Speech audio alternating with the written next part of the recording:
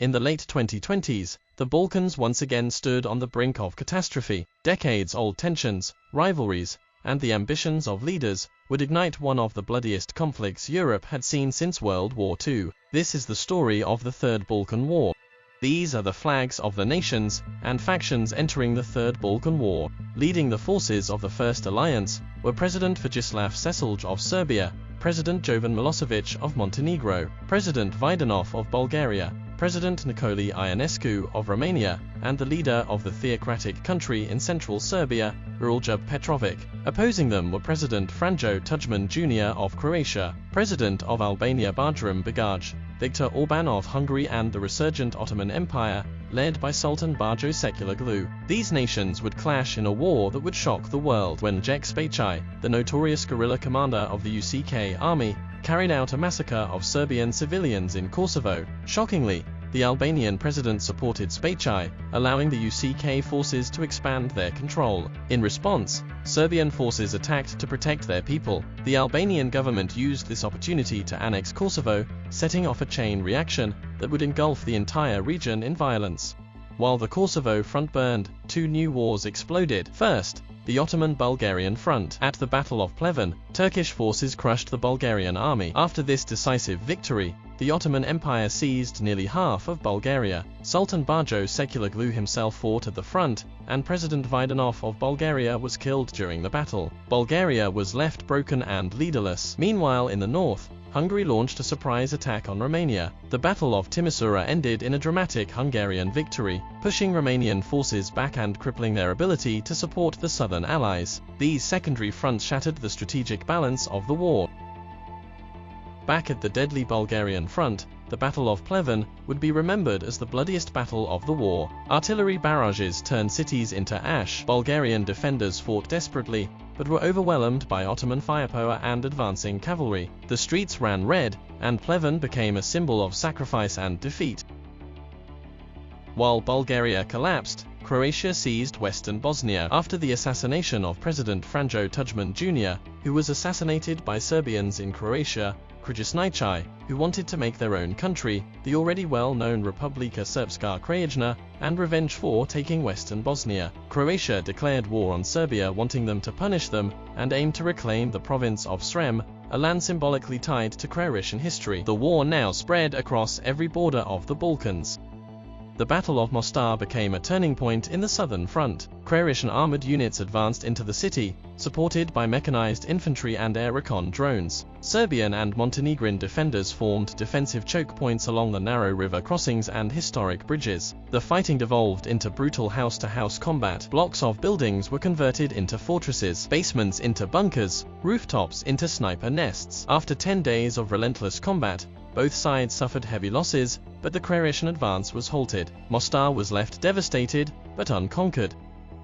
As the front lines shifted, the darkest chapter unfolded in Kosovo. Lech Spejchai, now notorious worldwide, conducted systematic terror against Serbian civilians. Homes were burned, churches were devastated, villages emptied, residents either fled or were massacred. His elite soldier, Viktor Kopaj, earned a reputation as a merciless enforcer, executing captured defenders and leaving warnings for Serbian forces. Everywhere Space's army advanced, destruction followed. Serbian special intervention units were eventually deployed, elite anti-terror detachments, tasked with stopping Space's reign. What followed were weeks of brutal close-range firefights in shattered towns and countryside. Spejchai proved tactically cunning, disappearing into forests, striking at night, and blending with local populations. But every atrocity strengthened Serbian resolve. He would later face war crime indictments on an international scale. President Vojislav Šešelj and President Jovan Milosevic made secret meeting, describing how will they stop Lech Spejchai from doing more and more terrible things on Kosovo. As Serbia struggled on multiple fronts, disaster struck from within. The northern region declared independence as the state of Vajdasaug, led by Filip Vujović. What had once been internal friction ignited into open secession, fracturing the country's territorial integrity and destabilizing supply chains. President Vojislav Šešelj now faced pressure from enemies abroad and betrayal at home. Serbia was no longer fighting a single war, it was fighting against disintegration itself. The Battle of Novi Sad was point of this revolt. Hungarian rebels crushed Serbian army and won the battle, and their country became independent, supported heavily by Hungary Viktor Orbán, and secretly United States by Donald Trump.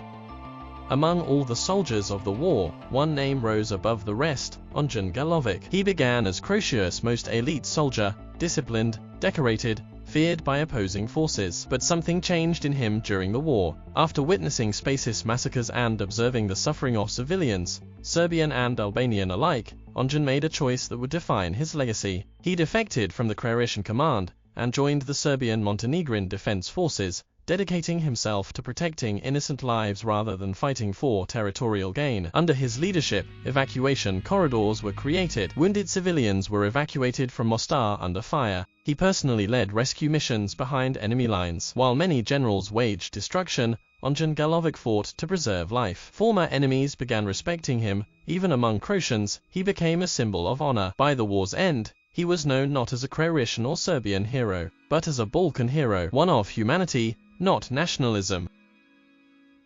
In the meantime, the new Republic of Vajasag signed alliance with Spaki New Republic of Korsova.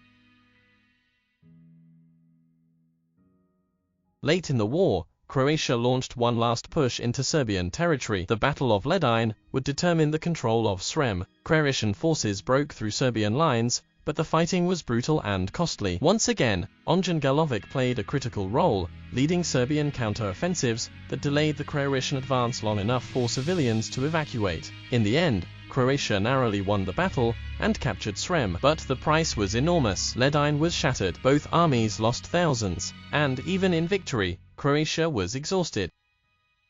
After the war, the hero of all, Ondřej vanished to Agatha, small town in Antarctica where he settled down from war for all of his life, and was living there quietly. While Croatia and Serbia were in total war, Bulgaria was totally annexed by Turkey, and Sultan Bajo Sekuloglu joined the war with Spaki to help his Muslim brother. Even he brought himself to battle and 10,000 Turkish soldiers.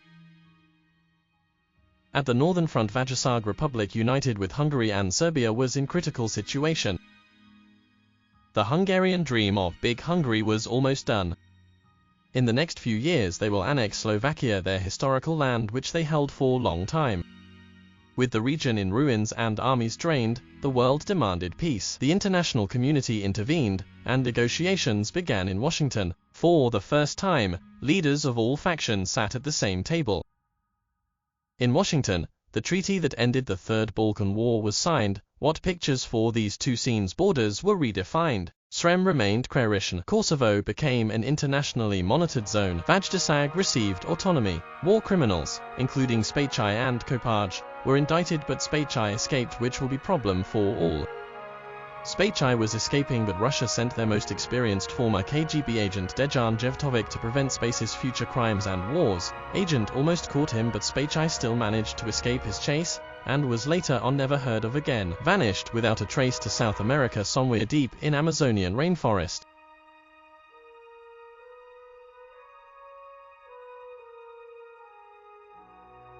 The war left deep wounds. Serbia lost territory and internal unity, but gained moral standing through its humanitarian defense. Croatia expanded land, but suffered economic devastation and political instability. Bulgaria, broken by Pleven, required decades of reconstruction. Montenegro emerged small but resilient. Romania, weakened from the Hungarian front, turned inward to recover. The theocratic state under Miroljub Petrovic survived, becoming a spiritual center of post-war reconciliation. Vajasag remained a tense autonomous zone, neither fully independent nor Serbian, and the Ottoman dream of Bajo Sekuloglu was getting more and more real through his empire was raising with him.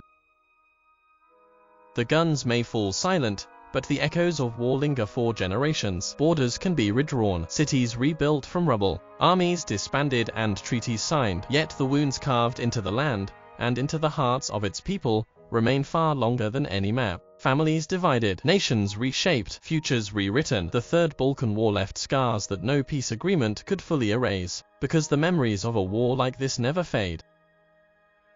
All this tragedy and madness because of one of the most evil tyrants of 21st century, Jack Spaki, who was still somewhere on freedom in South America, who will be remembered as most brutal war commander of present.